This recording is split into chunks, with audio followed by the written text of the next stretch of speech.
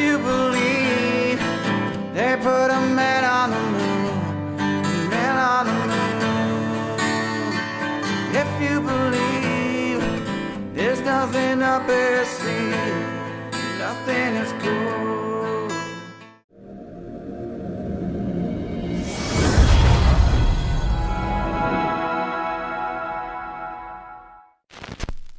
Have you ever looked away from Earth into the black void? Because you can see the stars. Oh yeah.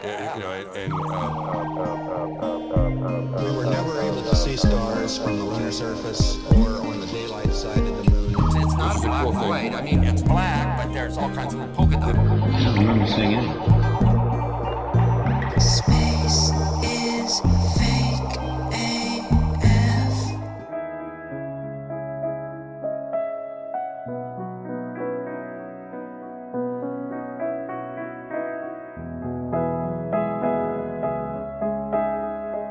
Astronomers are charting the outer reaches of the cosmos and bringing back jaw-dropping images from telescopes like Hubble and its infrared cousin Spitzer.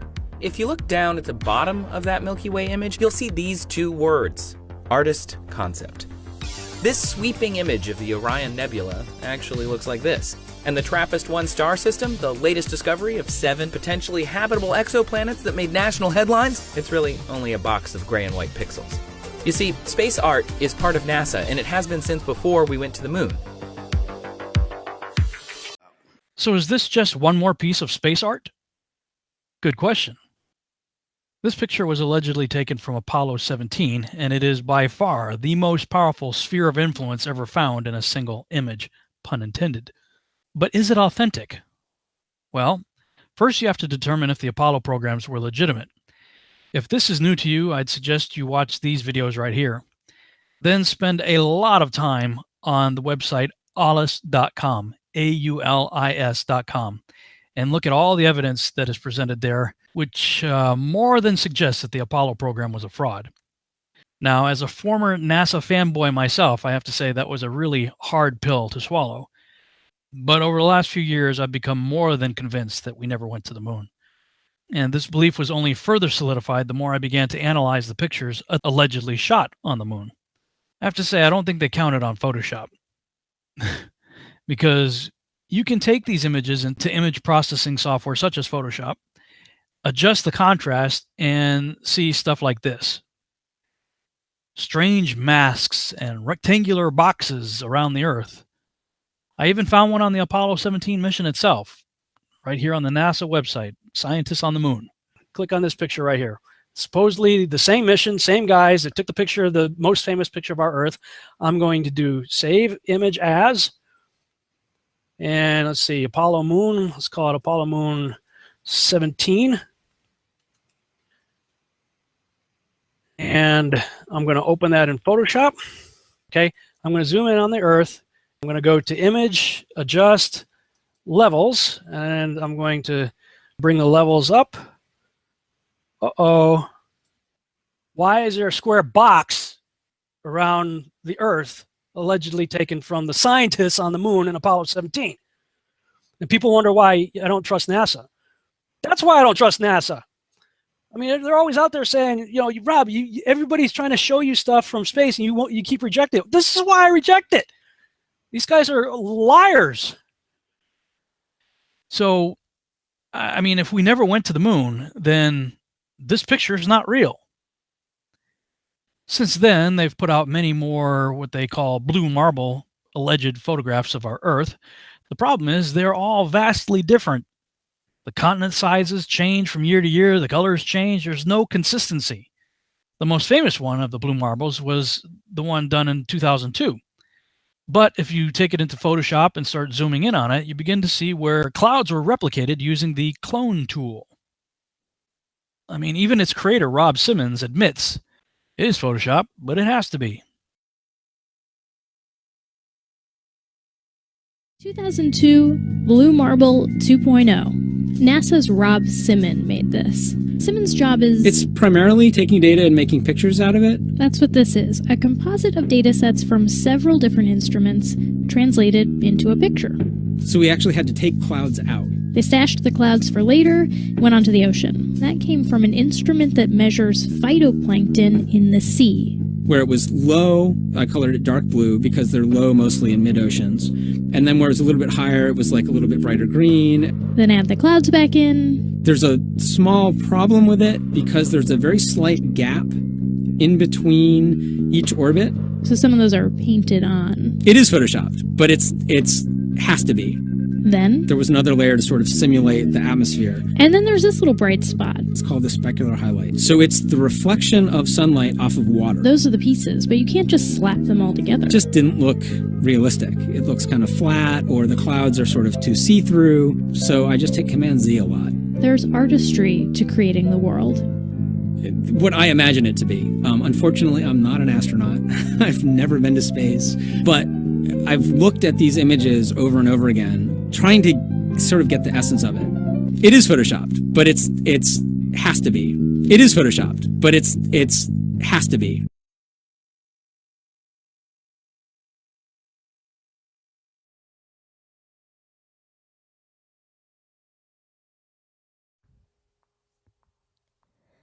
Sweet dreams are made of this. Who am I to disagree? Travel the world and the seven seas. Everybody's looking for something. Sweet dreams are made of these. Who am I to disagree? Travel the world and the seven seas. Everybody's looking for something. Some of them want to use you. Some of them want to get used by you. Some of them want to abuse you. Some of them want to be abused. Sweet dreams are made of these. Who am I to disagree? Travel the world and the seven seas. Everybody's looking for something. Some of them want to use you. Some of them want to get used by you.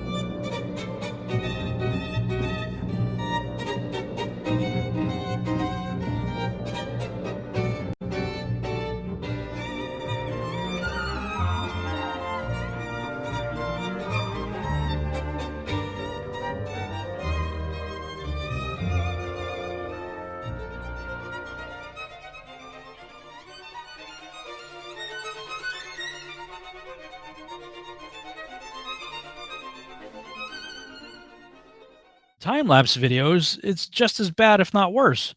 Here's the one that got me questioning everything. You can check it out on the JPL website. Supposedly, it was shot from the Galileo space probe back in 1990. Well, I mean, the first thing that caught my attention was none of the clouds are moving. I could take my camera outside, point it up at the sky for an hour, speed it up in my computer, and see the clouds doing all kinds of stuff. But on that day back in 1990, this didn't happen anywhere in the world. And NASA and JPL are bad enough, but the stuff coming from other countries isn't any better. In 2008, this video was put out allegedly shot from a Japanese satellite. Besides looking pathetically amateur, where are all the stars? I mean, look, we get all these images from Hubble, right? Space is full of stars, beautiful colors, nebula, stuff like that. Every time we watch a sci-fi movie, the planets are hanging there against a backdrop of zillions of stars. But when it comes to any alleged satellite imagery of our Earth, we never see any stars. Even HD footage like this, you can beef up the contrast and look. I mean, HD's got a lot of information. There's no information in this video for stars. I mean, it should look something like this, but it doesn't. Later, I saw this video from 2011. I think it's supposedly from a Russian satellite. And it also allegedly represents a real time lapse of one full day of the Earth. And when I compare this with the one from 1990, both again full day time lapses, the striking difference becomes obvious. I think what we're seeing here is merely the advancement in computer animation technology over the course of about 20 years. And here's an example of that technology. This is 100% CGI and admitted to be such. And then we have what I call the bozo Earth of 2015. And just like back in 1990, once again, the clouds aren't morphing. You can back it up, freeze frame it, go back and forth with it. You'll see the clouds aren't morphing, changing, or anything. They are just following the ball as it rolls around in a time-lapse animation.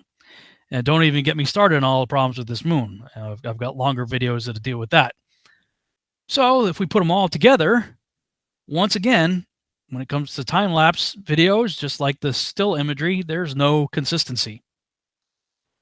Over and over and over again, I was finding doctored imagery and or stuff openly identified in the fine print as being a composite image or some form of CGI.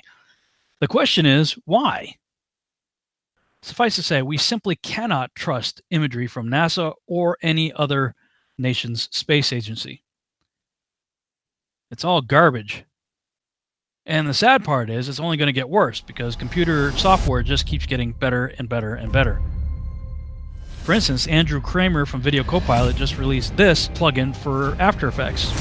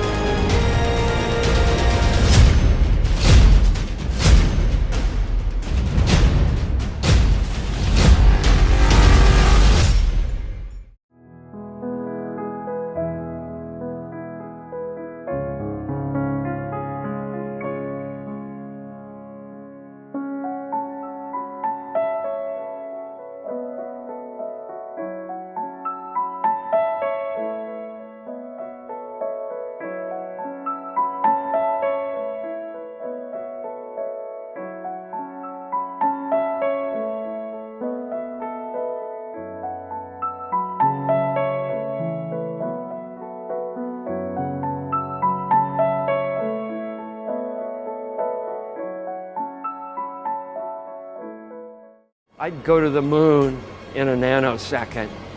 The problem is we don't have the technology to do that anymore. We used to, but we destroyed that technology, and it's a painful process to build it back again. But going to Mars should be one of the next series of steps that humans do. The first step should be going back to the moon for a number of technical reasons. Interest in our solar system.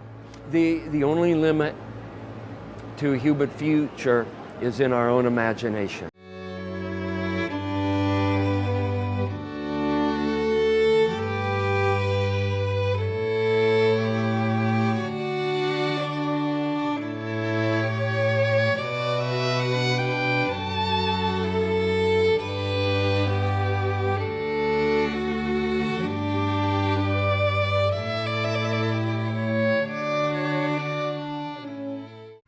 As we get further away from Earth, we'll pass through the Van Allen belts, an area of dangerous radiation. But Orion has protection. Shielding will be put to the test as the vehicle cuts through the waves of radiation. Sensors aboard will record radiation levels for scientists to study. We must solve these challenges before we send people through this region of space. Plan that NASA has is to build a rocket called SLS, which is a heavy lift rocket. It's something that is much bigger than what we have today, and it will be able to launch the Orion capsule with humans on board, as well as landers or other components to destinations beyond Earth orbit. Right now, we only can fly in Earth orbit. That's the farthest that we can go. And this new system that we're building is going to allow us to go beyond and hopefully take humans into the solar system to explore. So the moon, Mars, asteroids, there's a lot of destinations that we could go to, and we're building these building block components in order to allow us to do that eventually. The technologies that we're testing out on Space Station are definitely helping us with our goals of going beyond low Earth orbit. And unlike the previous program, we are setting a course with specific and achievable milestones. Early in the next decade, a set of crewed flights will test and prove the systems required for exploration beyond low Earth orbit.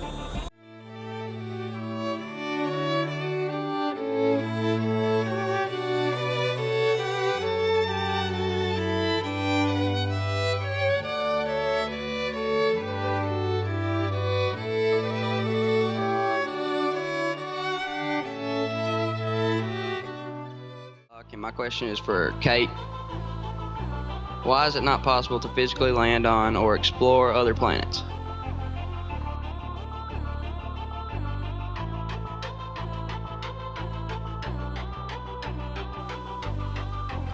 Well, it is physically possible. We've sent humans to the moon. The United States has proven that we can actually land people and a large amount of equipment on another body.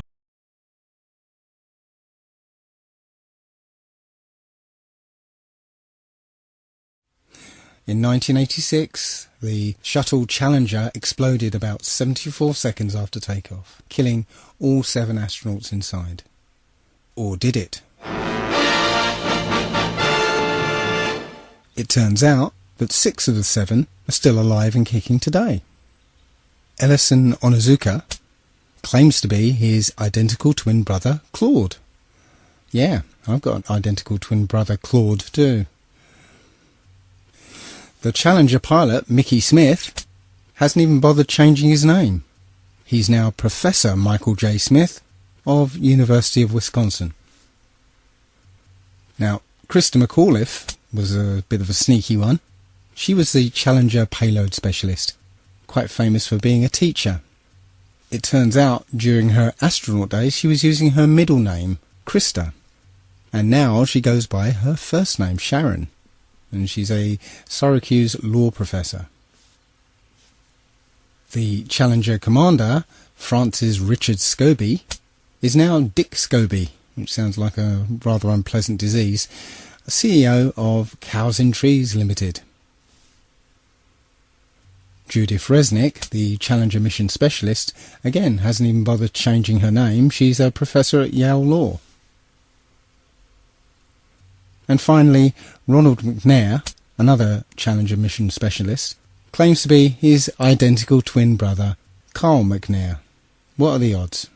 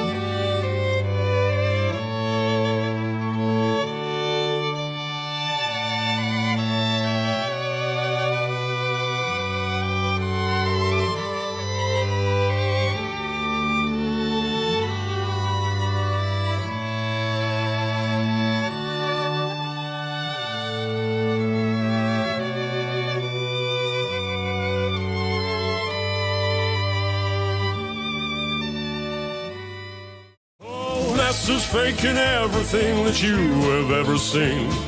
And as for flying to the moon, well, they ain't never been. Indeed, my friend, their lying scum is there for you to see. Just take some time, look into it, and the truth will set you free. Well,